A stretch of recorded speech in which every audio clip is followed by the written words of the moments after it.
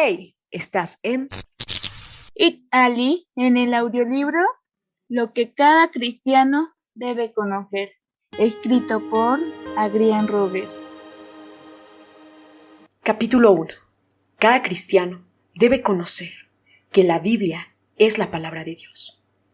Iniciamos con 2 de Timoteo 3, versículo 16 al 17, dice así: Toda la escritura es inspirada por Dios y es útil para la enseñanza, para la reprensión, para la corrección, para la instrucción en justicia, a fin de que el hombre de Dios sea perfecto, enteramente capacitado para toda buena obra.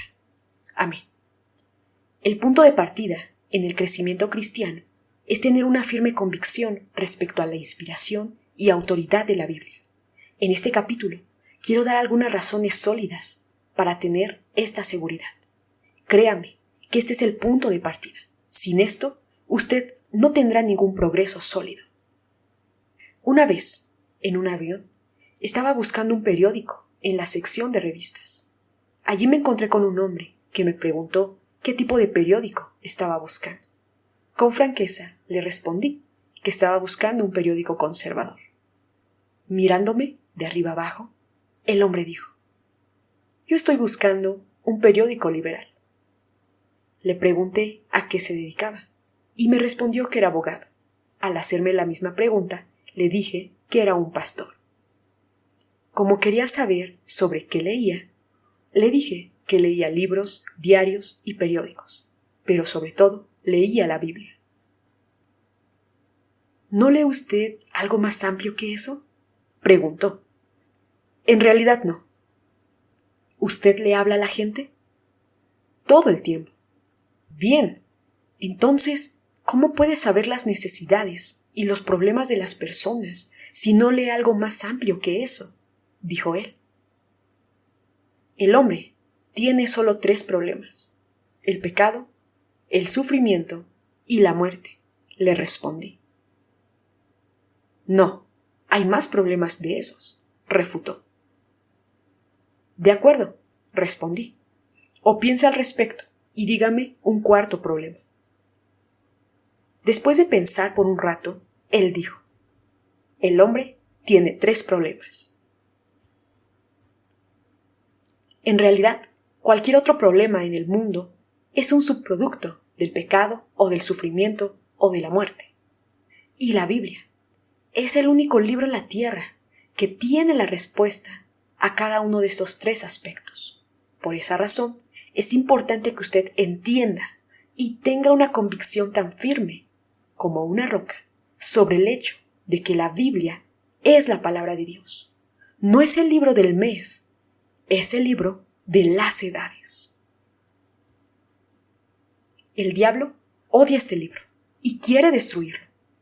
Muchos lo desprecian, otros lo niegan, otros lo distorsionan y tuercen, lo emplean mal y aún abusan de él. Pero creo que el peor enemigo de la Biblia es el cristiano que la ignora o descuida y apenas si habla de ella. He estado sirviendo al Señor por mucho tiempo y lo que me hace perseverar es la verdad y la convicción. Esta convicción no se basa en mis pensamientos, sino en lo que yo sé que es verdad. Los sentimientos vienen y van, pero la palabra de Dios nunca fluctúa. ¿Por qué esto es tan importante? Número 1. Su salvación depende de entender el mensaje del Evangelio que está en la Biblia. Número 2. Su seguridad depende de descansar en la verdad de la Biblia. Número 3. Su crecimiento espiritual depende de vivir de acuerdo a los principios de la Biblia. Y número 4. Su poder para testificar depende de la confianza que usted tenga en la palabra de Dios. Por consiguiente, usted debe estar completamente seguro de que la Biblia es la palabra de Dios. Quisiera darle algunos principios que han afianzado en mí esta certeza. Permítame decirle que más allá de estos argumentos objetivos está la dulce afirmación del Espíritu Santo en mi corazón respecto a la palabra de Dios. Jesús dijo: mis ovejas oyen mi voz. Analice conmigo las siguientes afirmaciones respecto a la inspiración de la Biblia. La Biblia se evidencia como la palabra de Dios debido a su exactitud científica. La exactitud científica confirma la Biblia como la palabra de Dios.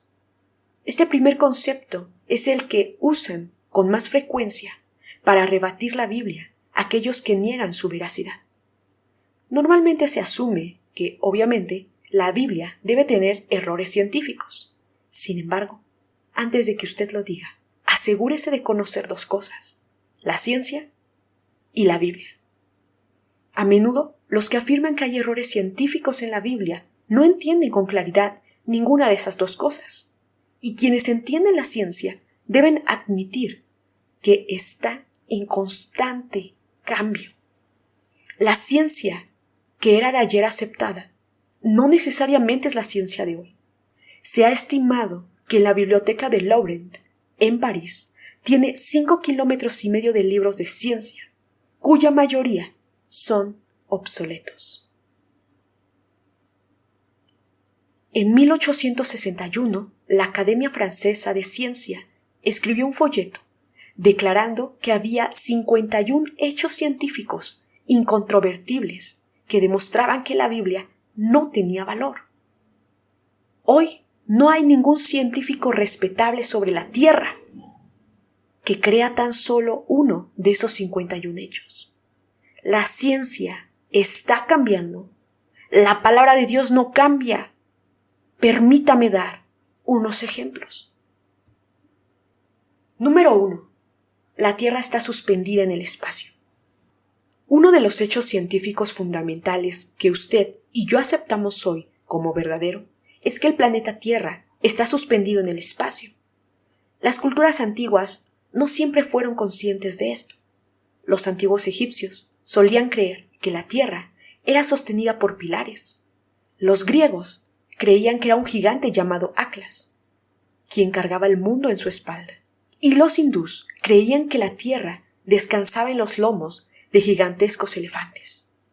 Pero alguien dijo: un momento, ¿sobre qué están parados los elefantes? La respuesta fue: los elefantes están parados sobre una gigantesca tortuga. ¿Y sobre qué está parada la tortuga?, preguntó otro.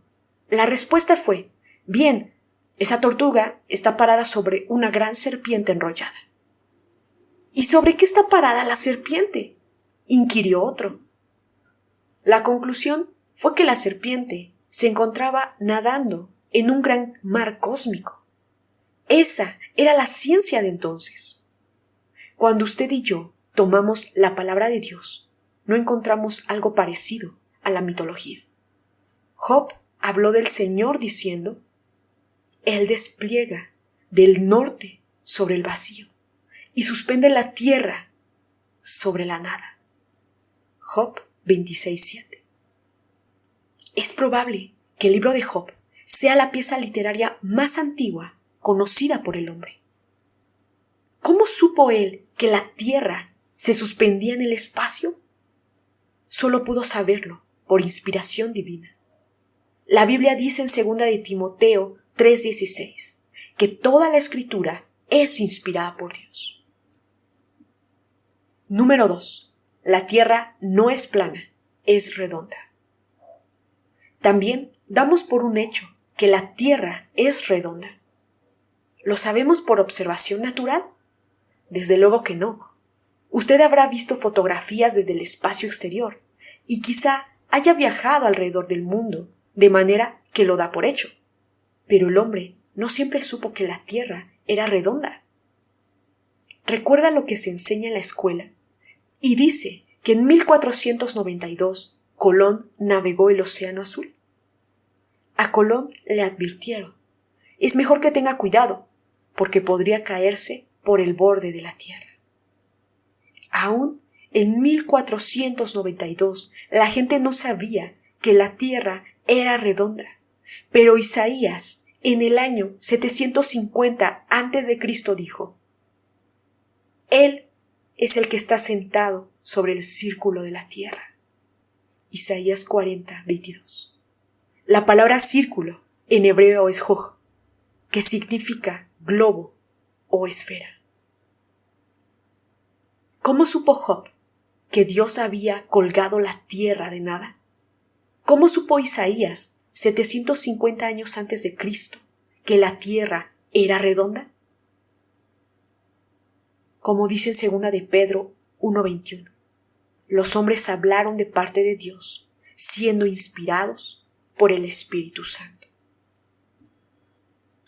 La Biblia enseña que cuando Cristo vuelva, será tanto de día como de noche. Por ejemplo, en Lucas 17:34 dice, en aquella noche estarán 2 en una cama, el uno será tomado y el otro dejado. 2 estarán en el campo, el uno será tomado y el otro dejado. Eso parece contradictorio, pero cuando Cristo vuelva, mientras de un lado del globo será de día, en el otro será de noche. Desde luego, nada de esto tomó por sorpresa al que creó el mundo. Él lo sabía todo. Número 3. Las estrellas no se pueden contar. Aquí hay otro hecho científico relacionado con la ciencia de la Biblia. Es imposible contar las estrellas de nuestra galaxia. Ni usted ni yo seríamos tan insensatos como para intentar contarlas. Pero hubo un hombre que puso a un lado su pluma, se frotó los ojos y cayó rendido luego de contar las estrellas. O al menos eso fue lo que pensó. Fue un astrónomo y científico llamado Hiparco. Después de contarlas y hacer su mapa, el resultado fue 1022 estrellas. En eso consistió su ciencia. Sus resultados fueron considerados exactos durante 250 años. Y luego vino Ptolomeo, que empezó a contar las estrellas y dijo, ¿Hiparco dijo que había 1022 estrellas? Eso es absurdo. Son 1056. Su conteo actualizó la ciencia del momento por algún tiempo. Aproximadamente 300 años después, un joven estudiante de medicina llamado Galileo inventó el primer telescopio rudimentario. Lo dirigió a los cielos y vio más allá de las estrellas que podían verse a simple vista. Habían más y más, cientos, miles, millones, billones y centenares de billones de estrellas sin fin. Ningún insensato jamás se atrevería a intentar contarlas. Hace un tiempo leí en un periódico sobre ciencia que los expertos estaban tratando de ayudarnos a entender el tamaño de nuestro universo. El periódico decía que el universo tenía más soles, como el nuestro, que granos de arena en todas las costas del planeta. Yo soy de West Palm Beach, en Florida, Estados Unidos de América, y ni siquiera puedo imaginarme contando los granos de arena de una sola cuadra de la ciudad. Y dicen que hay más soles en nuestro universo que granos de arena en todas las costas del planeta. Piense de nuevo en Hiparco. 1, 2, 3, 1022 estrellas. Él habría podido ahorrarse algo de tiempo si hubiera investigado en la palabra de Dios. Jeremías 32:22 declara, como no puede ser contado el ejército del cielo. Job dice que la tierra está flotando en el espacio. Isaías dice que es un globo. Jeremías dice que usted no puede contar las estrellas.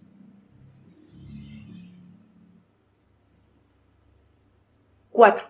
La sangre circula por el cuerpo. Salgamos del tema de la astronomía y pensemos en la anatomía y fisiología humana. Usted y yo damos por hecho que la sangre fluye por nuestro cuerpo, y es lo que algunos han llamado el hilo rojo de la vida. Sin embargo, no fue sino hasta en el año 1628 que el médico William Harvey descubrió que la sangre circula por todo el cuerpo. En la universidad tomé un curso de anatomía y fisiología humana y aprendí todo lo que hace la sangre.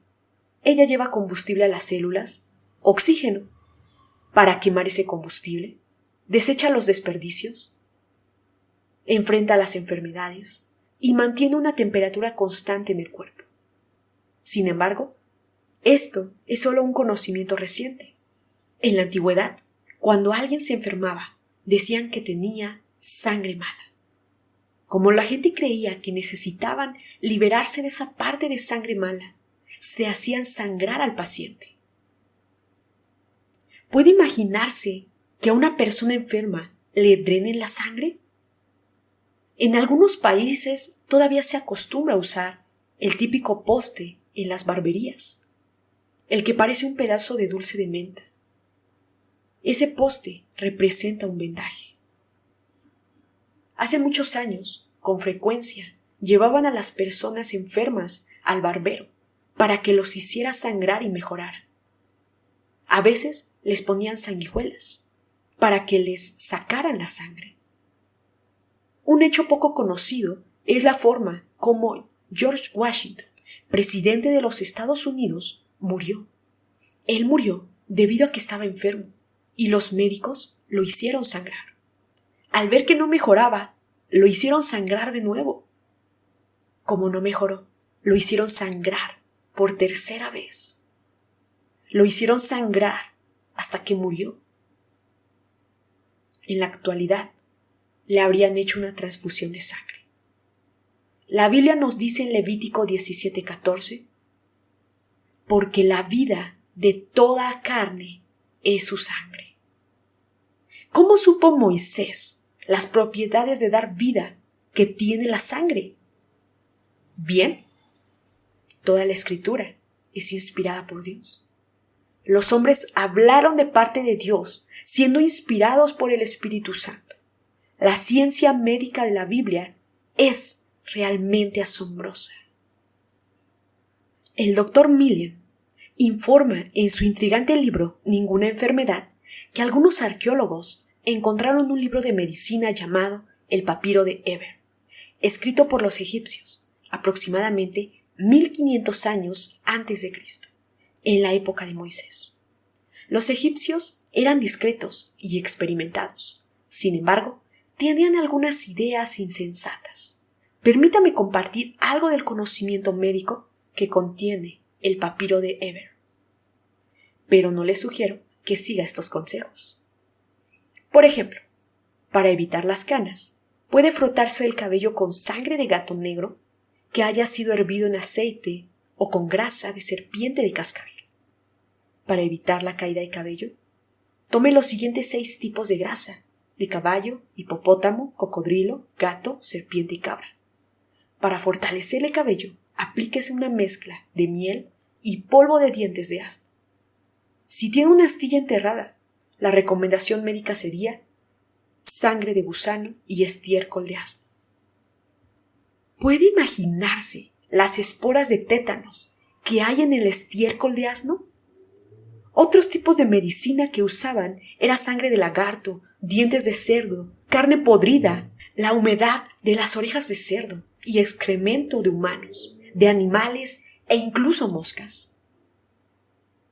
Todavía estamos tratando de entender alguna de las cosas de los egipcios, lo que sabían respecto a embalsamar y una variedad de otras cosas. Ellos eran un pueblo muy inteligente, pero la Biblia dice que Moisés fue instruido en la sabiduría de los egipcios. Moisés fue a la Universidad de Egipto y el viejo faraón pagó por sus estudios. Supongo que Moisés aprendió todas las cosas escritas en el Papiro de Eber. Pero me alegra que al abrir la Biblia no encuentro ninguno de esos insólitos tratamientos. Durante el siglo XIV hubo en Europa la llamada peste negra. 1 de cada 4 personas murió a causa de esa peste. No se le podía controlar ni se sabía qué hacer para combatirla. No había ningún concepto de microbiología como la que tenemos ahora. ¿Sabe qué fue lo que finalmente terminó con la peste? La Biblia. Finalmente se volvieron a la Escritura. Levítico 13:46 dice: todo el tiempo que tenga la llaga quedará impuro. Siendo impuro, habitará solo, y su morada será fuera del campamento. Con la palabra de Dios aprendieron de la necesidad de poner a los enfermos en cuarentena. Aunque he mencionado varias áreas de la ciencia donde la Biblia se ha vindicado, solo he tocado la superficie de las muchas verdades médicas y científicas contenidas en ella. Francamente me alegra de que la Biblia y la ciencia moderna no siempre estén de acuerdo. La ciencia cambia, pero la Biblia no. La Biblia se evidencia como la palabra de Dios debido a su exactitud histórica. La Biblia no es en esencia un libro científico. No fue escrita para decirnos cómo son los cielos. Fue escrita para decirnos cómo ir al cielo.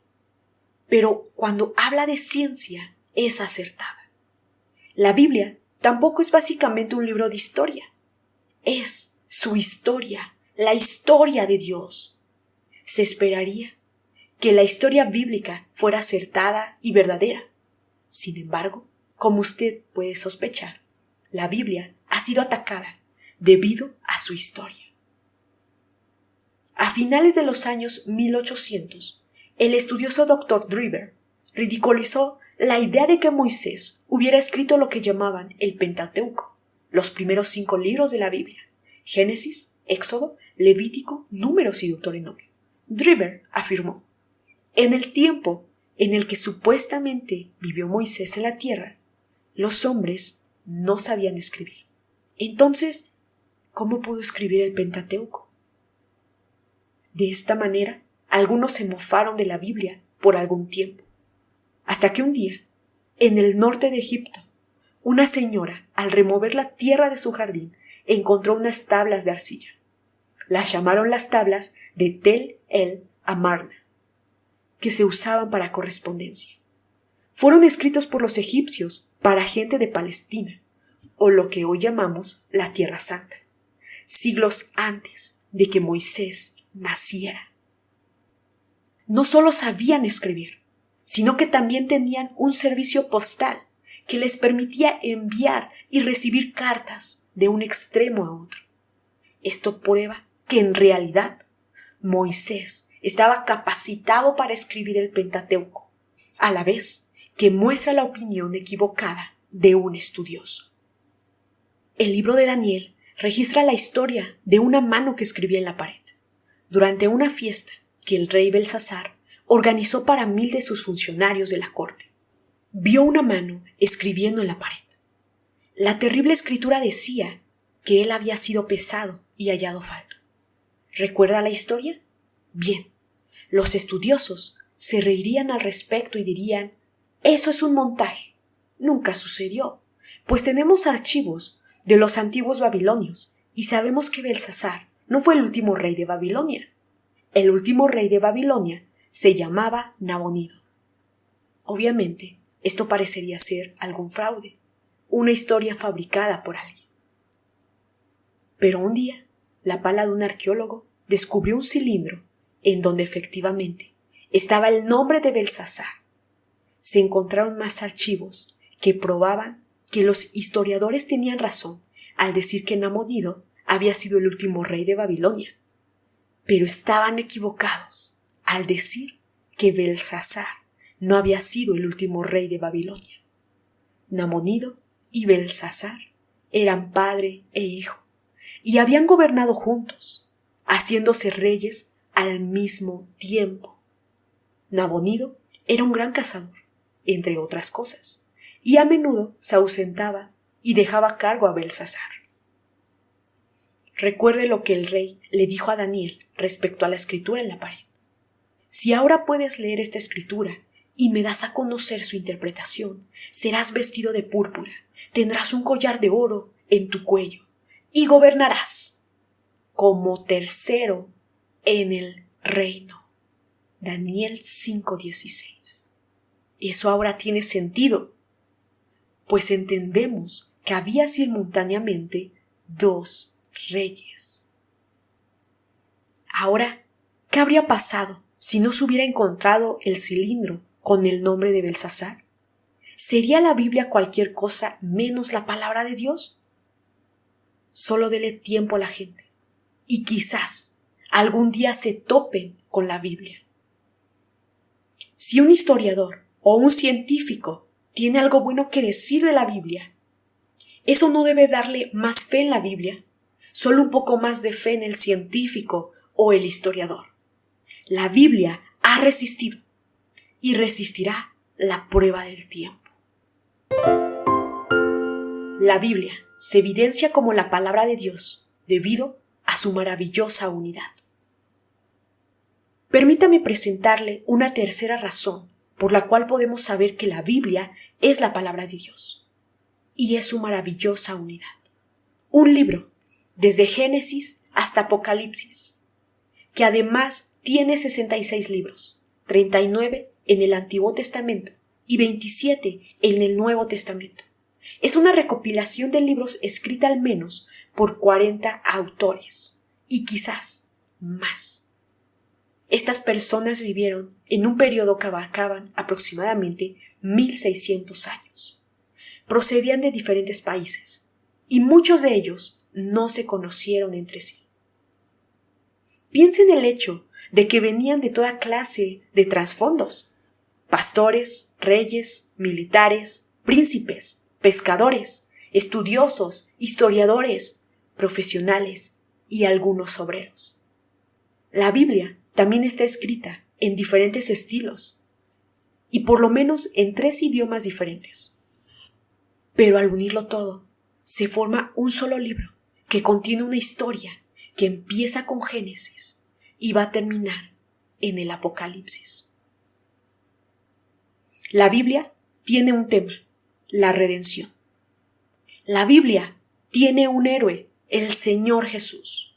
La Biblia tiene un malvado, el diablo. La Biblia tiene un propósito: la gloria de Dios. Todas sus partes encajan juntas.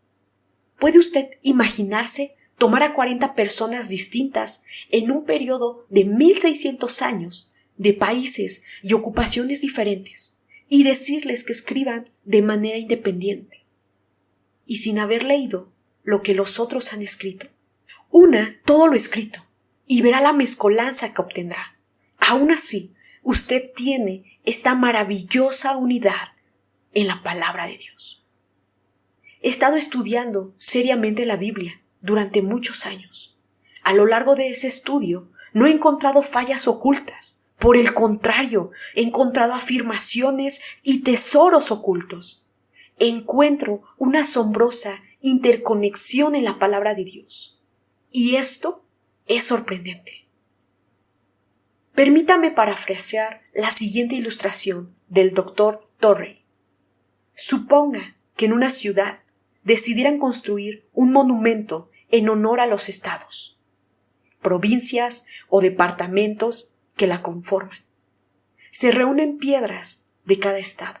Por ejemplo, de mi estado nativo, Florida, reside la piedra de coral. Quizá del otro lado reciban una de granito, de otro lado piedra caliza, de otro una arenisca, y así toda clase de piedras, y todas de diferentes colores. Ahora supongamos que estas piedras son cortadas en diferentes formas, unas cuadradas, otras rectangulares, otras cilíndricas, otras en forma de pirámide, e incluso algunas que no tengan alguna forma en específico. Todas ellas fueron cortadas en la cantera, empacadas y enviadas por barco, tren o aire a la ciudad en donde se va a construir el monumento. Los obreros desempacan una a una estas piedras y empiezan a unirlas. Todas se incrustan y encajan a la perfección. No sobra ni falta piedra alguna. Ninguna necesita ser rebajada ni pulida. Al terminar la obra, queda formado un magnífico templo. Usted, que es una persona pensante, ¿diría que eso sucedió por casualidad? No, en verdad, ninguna persona pensante diría que esto pasó por casualidad. Un arquitecto supremo debió supervisar la edificación y dar las especificaciones en la cantera. ¿No es verdad? ¿Se da cuenta? Cuando tomamos este libro, escrito durante un periodo de más de 1600 años, por 40 autores diferentes en 3 idiomas distintos, por hombres de diferentes trasfondos y experiencias de vida, y lo unimos, forma un hermoso templo de la verdad de Dios. No es necesario agregarle o quitarle algo o embellecerlo. Ahí está un libro. No podemos decir que simplemente sucedió, que fue solo un accidente. No. La unidad de la Biblia es una de las maravillosas pruebas de la inspiración de la palabra de Dios, de que toda la Escritura es dada por inspiración de Dios. La Biblia tiene que ser la palabra de Dios por su profecía cumplida. Permítame darle otra razón por la cual usted puede creer que la Biblia es la palabra de Dios y que es una de las más grandes pruebas de su inspiración: las profecías cumplidas de la Biblia. Este libro, la Biblia, tiene predicciones de cosas que han de suceder y sucederán, pues ha predicho cosas antes de que éstas sucedieran y han sucedido. Sabiamente se ha dicho que usted puede tomar a un hijo de Dios, ponerlo en un calabozo con una Biblia y una vela, encerrarlo y aislarlo, y sabrá más de lo que está pasando en el mundo hoy con la palabra de Dios que todos los expertos conocidos. Es asombroso ver cómo encaja la historia en los enchufes de la profecía. Y como verá, realmente se cumple la profecía. Podríamos estudiar toda la clase de profecías cumplidas, pero tomemos solo aquellas relacionadas a la persona y naturaleza de Cristo. Los estudiosos dicen que Jesús cumplió más de 300 profecías del Antiguo Testamento. Sus enemigos dirán: por supuesto, cumplió todas esas profecías porque las acomodó, sencillamente arregló para que se cumplieran todas esas profecías. Bien, si usted lo cree, permítame decirle algunas de las cosas que arregló. Primero, decidió nacer en Belén. ¿Usted decidió dónde nacer?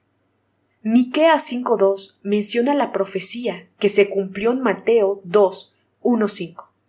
Después se dirigió a Isaías para registrar los detalles de su vida 700 años antes de nacer. En Isaías 7:9 y 53 puede leer cómo el profeta lo describió. ¿Acordó usted tener una historia de su vida escrita antes de nacer? ¿Luego planeó ser juzgado en una cruz? ¿Sabía usted que si lee el Salmo 22, escrito por David siglos antes de que Jesús naciera, encontrará una descripción de la crucificación de Jesús, escrita como si alguien estuviera ante la cruz? Habla de sus manos y pies clavados, las suertes echadas sobre sus vestidos, las palabras exactas que Jesús diría en la cruz. Jesús no estaba mirando hacia atrás y citando a David. Más bien, David estaba mirando hacia adelante y citando a Jesús. Es algo asombroso que esté escrito como si alguien fuera testigo ocular de la crucificación de Cristo. Este solo salmo contiene 33 profecías directas, cumplidas en el Calvario, a pesar de haber sido escrito 1000 años antes del nacimiento de Cristo. Y es aún más intrigante que cuando David escribió esta profecía, la pena capital practicada por los judíos era la lapidación, no la crucificación. Los romanos ni siquiera habían asumido el poder. La crucificación era una forma de ejecución romana. Pero usted encuentra la crucificación descrita en el Salmo 22. planeó ser crucificado entre dos ladrones? La Biblia profetizó todo esto en Isaías 53, 9-12. Fue cumplida y registrada en Mateo 27.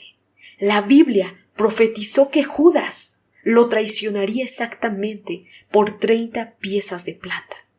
En Zacarías 11:12 usted puede leer sobre el cumplimiento de esto en Mateo 26:15. Y aquí está el arreglo, un arreglo clásico. Planeó levantarse de los muertos y ser visto por más de 500 testigos. Algunos afirman que los apóstoles estaban alucinando, así que 500 personas alucinando al mismo tiempo. ¿Y alucinando lo mismo? ¿Estaría dispuesto alguien a morir por una mentira? No. La gente puede vivir por una mentira, pero nadie moriría voluntariamente por una mentira, sabiendo que es una mentira. Los primeros seguidores pusieron su vida por fe. La mayoría de estas profecías no fueron cumplidas por sus amigos, sino por sus enemigos, aquellos que tenían más que perder con el cumplimiento de las mismas. Mateo 26:56 dice: pero todo esto ha ocurrido para que se cumplan las escrituras de los profetas. Las profecías cumplidas son una prueba increíble de la inspiración de la Biblia. La Biblia se evidencia como la palabra de Dios debido a su calidad eterna. La Biblia no es el libro del mes, es el libro de las edades. No ha habido un libro más atacado, del que se hayan burlado más, que haya sido ridiculizado y que hayan creado leyes en su contra. Hubo un tiempo en la historia de Escocia en el que poseer una Biblia era un crimen digno de muerte. Hay quienes han jurado y declarado que destruirán este libro. El apóstol Pedro escribe: porque toda carne es como la hierba, y toda la gloria es como la flor de la hierba. Usted y yo somos como una simple hoja de hierba. Nos vamos a marchitar y morir. Pero la palabra del Señor permanece para siempre. Para siempre. Tenemos algunos expertos teólogos que creen haber sido llamados a reexaminar la Biblia. Hasta donde me concierne, nosotros deberíamos reexaminarlos a ellos. La palabra del Señor permanece para siempre. La Biblia está para juzgarnos a nosotros. Nosotros no estamos para juzgar la Biblia. Si alguien arrojara el antiguo libro en un horno ardiente, este permanecería y seguiría existiendo sin alteración alguna. Aquí estamos en una nueva y moderna era y seguimos estudiando este antiguo libro que ha resistido la prueba del tiempo y sobrepasado a todos los libros. Dios ha mantenido la promesa hecha en Isaías hace más de 2500 años. En cuanto a mí, este será mi pacto con ellos, mi espíritu que está sobre ti, y mis palabras que he puesto en tu boca no se apartarán de tu boca, ni de la boca de tus descendientes, ni de la boca de los descendientes de tus descendientes, desde ahora y para siempre, ha dicho Jehová. Isaías 59:21. La Biblia se evidencia como la palabra de Dios debido a su poder transformador. Finalmente, consideremos el poder transformador de la palabra de Dios. Es una razón necesaria por la que usted puede estar seguro de que la Biblia es la palabra de Dios. El gran apóstol Pablo escribió: porque no me avergüenzo del Evangelio, pues es poder de Dios para salvación. En Hebreos 4:12 leemos: porque la palabra de Dios es viva y eficaz. Esa palabra viva es la palabra de la cual se deriva la palabra zoológico o zoología. Significa que está viva, que palpita con vida y con poder. Porque la palabra de Dios es viva y eficaz. La palabra eficaz se deriva de la palabra energes, de la que proviene la palabra energía. En la Biblia hay vida y energía. Nosotros leemos otros libros, mientras que este libro nos lee a nosotros. Es increíble. Es salvación para el pecador. He usado este libro muchas veces para llevar gente a Cristo y las he visto ser transformadas. Billy Graham empezó su ministerio siendo joven. Al predicar, a menudo decía, la Biblia dice. En 1954, él fue a Londres para predicar en el Grand Hargreaves Arena, donde había una muchedumbre, incluyendo muchos reporteros. 2 hombres, uno de ellos médico, que había ido a escuchar al flamante evangelista estadounidense, estaban sentados debatiendo cerca de él y criticaban casi todo lo que decía. Pero cuando Billy Graham empezó a predicar, la palabra de Dios empezó a penetrar. Dios dice, ¿no es mi palabra como el fuego y como el martillo que despega la roca? Dice Jehová. Jeremías 23:29. El martillo empezó a golpear y la convicción cayó sobre ese lugar.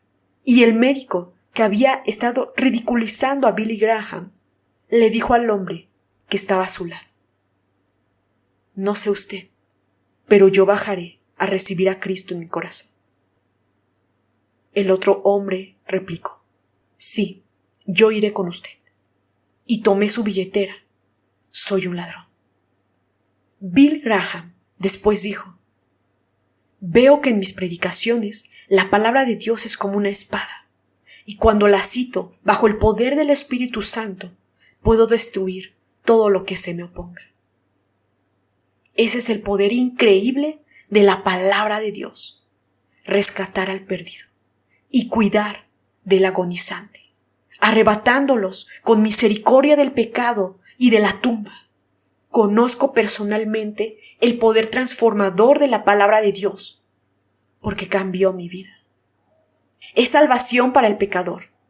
Agitará la conciencia, convencerá la mente y convertirá el alma. Es dulce para el santo. Muchas veces he encontrado tesoros y paz en la palabra de Dios. Qué preciosas son las palabras de Dios.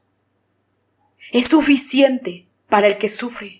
¿Cuántas veces la gente ha encontrado descanso en las fieles promesas de la palabra de Dios? Me siento triste por los que no tienen una Biblia en que apoyarse. Es satisfactoria para el estudioso. He estudiado este libro y nunca, ni siquiera en sueños, llegaría al fondo de la palabra de Dios. Alguien dijo que la palabra de Dios es tan profunda que los estudiosos pueden nadar y nunca tocar el fondo. Y es tan preciosa que un niñito puede venir y beber de ella sin miedo a ahogarse. Gracias a Dios por la Biblia, la palabra de Dios. Puede confiar en la Biblia. Llegará a ser un gran cristiano cuando llegue a la inamovible convicción de que la Biblia es la palabra de Dios.